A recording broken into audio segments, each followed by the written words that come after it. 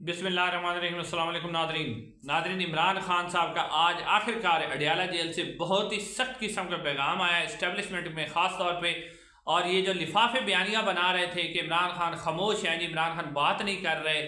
तो वो वजह भी सामने आ गई है कि इमरान खान बात क्यों नहीं कर रहे थे सहाफ़ियों के साथ, और इसके ऊपर बयानियाँ बनाया जा रहा था। तो वो बयानियाँ भी मैं आपका बताता हूँ कि कैसे ये बयानियाँ बनाया जा रहा था कि इमरान खान बात नहीं कर रहे। उसके अलावा नाज़रीन, जस्टिस जो यहया अफरीदी साहब है, उन्होंने बड़ा अहम इकदाम लिया है जुडिशल कमीशन के हवाले से। और उसके साथ साथ जो है जो एक और कानून, काला कानून जो कि इस्टेब्लिशमेंट ला रही है, वो इमरान खान को दबाने के लिए, पीटीआई को दबाने के लिए एक और काला और ख़तरनाक किस्म का कानून लागू किया जा रहा है, वो भी आपके सामने रखते हैं। लेकिन नाज़रीन, ये इमरान खान का पैगाम देने से पहले मैं छोटी सी खबर आपके साथ शेयर कर देता हूँ कि अमेरिका से एक और टाउट को लॉन्च किया गया है और वो खुद साख्ता तर्जमान बने हुए हैं, जो साजिद तारड़ साहब है। आपने देखा ये तस्वीर भी आपको स्क्रीन पे नज़र आ रही है, ये अक्सर आपको टीवी चैनल पर नज़र आते हैं। अब उनको लॉन्च किया गया है और साथ साथ ये कहा गया है कि ये जी डोनाल्ड ट्रंप के बड़े जी मुशीर हैं और डोनाल्ड ट्रंप के साथ हैं, और अब वो बैठे यहाँ जो है वो इस्टेब्लिशमेंट के कहने पर बातें कर रहे हैं, बयानियाँ बना रहे हैं कि जी अगर डोनाल्ड ट्रंप भी अमेरिका में जीत जाता है तो जी कोई फ़र्क नहीं पड़ेगा, अमेरिका की पुलिस पर इमरान खान और पीटीआई को कोई फ़ायदा नहीं होगा, और इस तरह की बातें कर रहा है। अब नाज़रीन, आपको ये बताता मैं चलूँ कि डॉक्टर शहबाज गिल साहब ने इसके बारे में जो है वो कहा है कि ये जो साजिद है, ये साहब जो हैं जब 2000 फरवरी में जब इलेक्शन हुए थे 8 फरवरी के अंदर, तो ये नारोवाल से अपने एक अजीज़ के लिए पीटीआई का टिकट चाह रहे थे,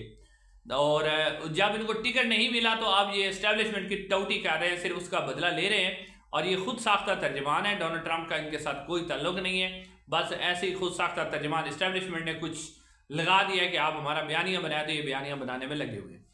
नाज़रीन, अब आपको मैं खबर देता हूँ इमरान खान साहब के हवाले से कि उन्होंने सख्त बड़ा पैगाम दिया आज फिर, और फिर मैं जो यहया अफरीदी साहब है उनका भी आपके सामने रखता हूँ। लेकिन सबसे पहले मैं आपको ये बता दूं कि इमरान खान साहब के हवाले से ये जो बयानियाँ बनाया जा रहा था, जो टाउट साफ़ी हैं जवेद चौधरी साहब और भी बहुत से लोग ये बात कह रहे थे कि इमरान खान साहब आजकल खामोश हैं, जी कोई बात नहीं कर रहे, मीडिया से बिल्कुल खामोश हैं। हालांकि ये बात आज इमरान खान साहब के वकील ने बताई है कि ये बात बिल्कुल गलत है। इमरान खान बात कर रहे थे,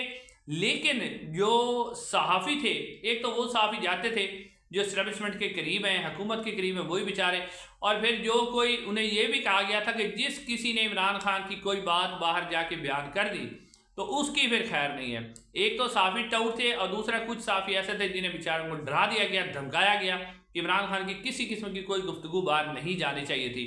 तो ये जो बयानिया था वो भी झूठा साबित हुआ कि इमरान खान ने बिल्कुल बातें की हैं, लेकिन ये रिपोर्ट नहीं कर रहे थे। तो आज इमरान खान साहब की बातें जो हैं वो मीडिया ने कोई रिपोर्ट नहीं की, लेकिन अब इमरान खान के जो सोर्सेज हैं, जिनके करीबी ज़राए हैं, पार्टी ज़राए हैं, उन्होंने इसको ट्वीट भी किया, भी बहुत से जो है वो उन्होंने सामने रखी हैं चीज़ें।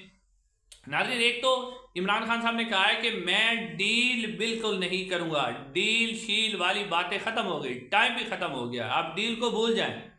फिर उन्होंने कहा कि मैं 26वीं आईन तरमीम को किसी सूरत कबूल नहीं करेगी पाकिस्तान तहरीक-ए-इंसाफ, और हम इसके खिलाफ आइन और कानून जो अदालतों में भी जाएंगे और इसके खिलाफ भरपूर एहतजाज भी करेंगे, ये कहा इमरान खान साहब ने। उसके अलावा इमरान खान साहब ने कहा कि मेरे साथ दहशतगर्दों जैसा सलूक जेल में किया जा रहा है और ये मुझे तोड़ने के लिए किया जा रहा है, मुझे तोड़ने के लिए ये मेरे साथ इस तरह का सलूक कर रहे हैं कि जी इमरान खान को तोड़ा जाए। फिर उन्होंने कहा कि मेरी जेल को, यानी जो अडियाला जेल है, उसको मेजर और कर्नल कंट्रोल कर रहे हैं। इमरान खान साहब ने बाकायदा तौर पे नाम लिया कि मेजर और कर्नल जो हैं वो मेरी अडियाला जेल को कंट्रोल कर रहे हैं, और उन्हीं मेजर्स और कर्नल के कहने पर मेरे सेल के अंदर भी कैमरे लगाए गए हैं, मेजर और कर्नल ही मेरी जेल को कंट्रोल कर रहे हैं, ये भी उन्होंने कहा। फिर इमरान खान साहब ने कहा कि लंदन प्लान के तहत काजी फैज ईसा साहब ने फ्रॉड इलेक्शन करवाए और इलेक्शन को मुबैना तौर पर मैनेज और धांधली करवाने में काजी फैज ईसा साहब का वाज़ेह तौर पर किरदार है। यानी कि उन्होंने कहा कि काजी फ्रॉड ही था, काजी फ्रॉड ईसा जो उनका नाम है, तो वो काजी फ्रॉड ही है, इमरान खान साहब ने कहा। और इमरान खान साहब ने कहा कि मैं 9 अप्रैल 2022 वाले अपने मौके पर अब भी डटा हुआ हूँ और अपनी कौम को भी बता दूँ कि मैं अपने मौक़िफ़ से पीछे नहीं हटूंगा। मुझे ये मिलिट्री ट्रायल में ले जाना चाहते तो ले जाएं, मुझे कोई फ़र्क नहीं पड़ता। मैं 9 अप्रैल को जो मेरे खिलाफ मुझे लगता है कि अमेरिका के कहने पर मिलिट्री इस्टेब्लिशमेंट ने ये रिजीम चेंज की थी, तो मैं उसके ऊपर लगा हूँ, मैं उसको छोड़ने वाला नहीं हूँ। उसके बाद नाज़रीन जस्टिस आमिर फारूक साहब का भी उन्होंने हवाला दिया कि जस्टिस आमिर फारूक मुसलसल जो है मेरे साथ नाइंसाफ़ी कर रहे हैं, इस्टेब्लिशमेंट की सहूलत कारी कर रहे हैं, ये टूट जा रहे हैं जस्टिस आमिर फारूक साहब। और उन्होंने कहा कि मैंने इनके खिलाफ सुप्रीम जुडिशल काउंसिल में रेफरेंस भी जमा करवाया है, मुझे उम्मीद है कि अब वाले जो चीफ जस्टिस हैं वो इस रेफरेंस को टेक अप भी करेंगे। यानी एक तो इमरान खान साहब ने ये जो बातें वाजे कर दी अपने मौके पर, उसी तरह कायम है, उनके अंदर कोई तब्दीली नहीं आई, जो लोग बातें कर रहे थे वो सारी झूठे साबित हुई हैं। उसके अलावा नाज़रीन जो अली अमीन गंडापुर साहब हैं, आज उनकी भी इमरान खान से मुलाकात हुई, उन्होंने भी वाज़े तौर पर बाहर आके कहा है कि अब भरपूर तरीके से एहतजाज होगा और ये जो अब हम सर पर कफन बांध के निकलेंगे और ये छोटा मोटा एहतजाज नहीं होगा, वो कहते हैं हम इसकी भरपूर तैयारी करेंगे। यानी वो कह रहे हैं कि सूबे के अंदर मुख्तलिफ सूबों के अंदर जो है हम इसको अरेंज करेंगे, पहले कैंप लगाएंगे, लोगों को इकट्ठा करेंगे, तकरीबन 3-4 लाख बंदा हम इस्लामाबाद में लेके आएंगे और सवाबी में उन्होंने जलसा करने का भी ऐलान किया ताकि लोगों का मोमेंटम बनाया जा सके। उसके बाद नाज़रीन जो इससे अगली खबर है वो नईम हैदर पंजोता साहब और बैरिस्टर जो इजाज भुट्टर साहब है, अली इजाज भुट्टर साहब, उन्होंने कहा है कि हमें इमरान खान साहब से नहीं मिलने दिया जा रहा है। इस्टेब्लिशमेंट के हुक्म पर अडियाला जेल के जो मेजर कर्नल हैं उन्होंने मना किया है, क्योंकि हम जो है जो इमरान खान साहब कहते हैं वो बाहर आके रिपोर्ट करते थे, तो वो नहीं चाहते कि रिपोर्ट करें, हमें भी रोका जा रहा है। ये खबर भी सामने आई है। उसके अलावा नाज़रीन एक और ख़बर भी है जो कि बड़ी अहम खबर है, वो है कि सुप्रीम जुडिशल काउंसिल का इजलास जो है 5 नवंबर को जस्टिस जाही अफरीदी साहब ने तलब कर लिया है। सुप्रीम जुडिशल काउंसिल के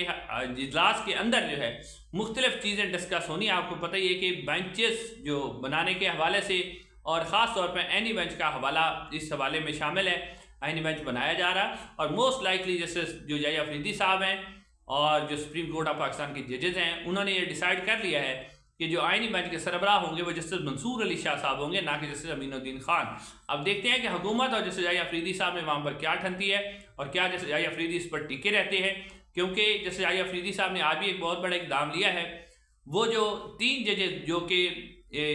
जो जस्टिस मंसूर अली शाह साहब के आप कह सकते हैं कि वो लिखारी जजेस थे, उनके जो नोट्स बनाते थे उनको काजी फैज़ साहब ने गुस्से में आकर उनको निकाल दिया था और लाहौर हाई कोर्ट वापस भेज दिया था।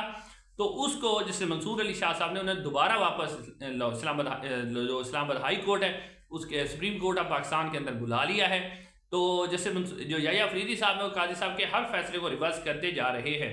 नाज़रीन आखिर में जो बड़ी खबर है वो ये है कि 1919 में गोरों का एक लाया हुआ एक्ट जो गोरे लेकर आए थे और उस एक्ट को लाने का मकसद ये था कि बांग्लादेश में से यानी बरे सगीर में से बांग्लादेश, पाकिस्तान और हिंदुस्तान में से अगर कोई गोरा के खिलाफ खड़ा होता तो उसी एक्ट के तहत वो उसको पकड़ लेते और 3 महीने तक जो है वो उसे अपने कस्टडी में रखते और उसे किसी अदालत में चैलेंज नहीं किया जा सकता था। अब यही वाला एक्ट जो है वो हुकूमत पाकिस्तान यानी कि हमारी मिलिट्री इस्टेब्लिशमेंट जो इस फार्म 47 वाली पार्लियामेंट को डायरेक्टली कंट्रोल कर रही है और ये बेचारे नंगे हैं, क्योंकि इनके जो फार्म 47 के वो असद तूर साहब इसके हवाले से कहते हैं कि इन्होंने फार्म 47 की लास्टे की शलवारें पहनी, इस्टेब्लिशमेंट जब चाहती है नीचे उतार देगी, तो इनका अपनी शलवारें उतारने का खौफ है। तो अब असम्बली के अंदर एक एक्ट लेके आ रहे हैं जी, जिसमें ये कह रहे हैं कि अब जो भी खुफिया एजेंसीज हैं उन्हें किसी भी शख्स को सिक्योरिटी के नाम पर उठाने की इजाज़त है और 3 महीने तक वो किसी भी अदालत में उसको पेश करने का उनके ऊपर कोई फ़र्ज नहीं है। 3 महीने तक वो अपने पास रख सकते हैं। अब आप समझ रहे होंगे कि अब ये कानून जो दहशतगर्दों के लिए लाया जा रहा है, तो बिल्कुल ऐसा नहीं है। दहशतगर्दों के लिए क्या कानून लाना है? दहशतगर्दों को तो आपको पता ही है कि दहशतगर्दों ने वो पेशावर हाई कोर्ट के जज ने कहा था कि जब मैंने इस्टेब्लिशमेंट की बात नहीं मानी थी तो मुझे तालिबान जो अफगान तालिबान का फ़ोन आया था कि तुम फैसले जो है इस्टेब्लिशमेंट की मर्जी के करो वरना हम तुम्हारे ख़ानदान को कत्ल कर देंगे। तो फिर आपको पता ही है कि किसके ताल्लुकात हैं उनके साथ। तो अब ये जो कानून लाया जा रहा है ये सिर्फ और सिर्फ इमरान खान को एक तो 3 महीने रखा जा सकेगा, क्योंकि बैरिस्टर सलमान सफदर कह रहे हैं कि इमरान खान के ऊपर अब कोई केस नहीं है और 15 नवंबर तक वो रिहा हो जाएंगे। फिर सदर ट्रंप का भी खौफ है। तो ये सिर्फ इमरान खान और PTI उनका जो भी कोई बोलेगा, जिसको मर्जी चाहेगा उसे उठा लिया जाएगा और कहा जाएगा जी सिक्योरिटी का मसला है, कौमी सलामती का मसला है, 3 महीने तक उसे किसी मजिस्ट्रेट किसी अदालत में पेश नहीं किया जाएगा और PTI को खूब रगड़ा लगाया जाएगा और खूब रगड़ा जाएगा इस कानून के ज़रिए। इसका मकसद भी लाने का यही है। तो अब देखते हैं कि अदालतें इसके ऊपर क्या रद्द अमल देती हैं। इंशाल्लाह अगली वीडियो में मुलाकात होगी। अस्सलाम वालेकुम।